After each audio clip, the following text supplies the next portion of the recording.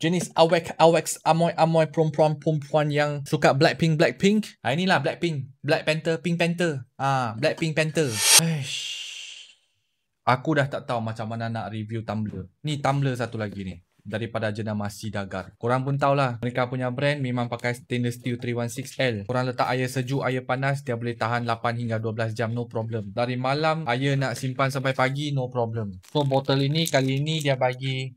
ini dia sesuai untuk perempuan. Tarang! So, perempuan-perempuan sekalian, kalau korang rasa dulu aku pernah review botol Sidagar, dia feel dia macam lelaki, kali ini korang boleh ambil yang ni. Dia jenis yang perempuan sikit. Serius geng, dia boleh tahan selama 12 jam. Dia punya kepanasan tu. So, strawnya macam ni lah.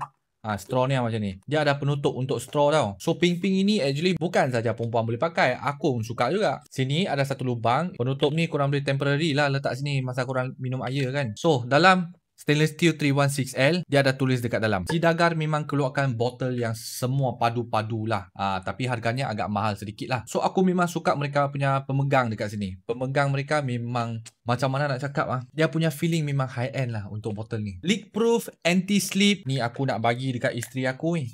Sebab dia nak rembat aku punya botol Sidagar yang ini. Ini aku tak nak bagi. So, aku bagi dia pink color ni. Anyway, jenis hisap semua untuk dia punya botol tak sama tau. Yang ini dia buka ni, dia ada satu straw. Yang ini cara buka pun tak sama. Ini dia quick release. Macam ini, tekan, dia buka terus.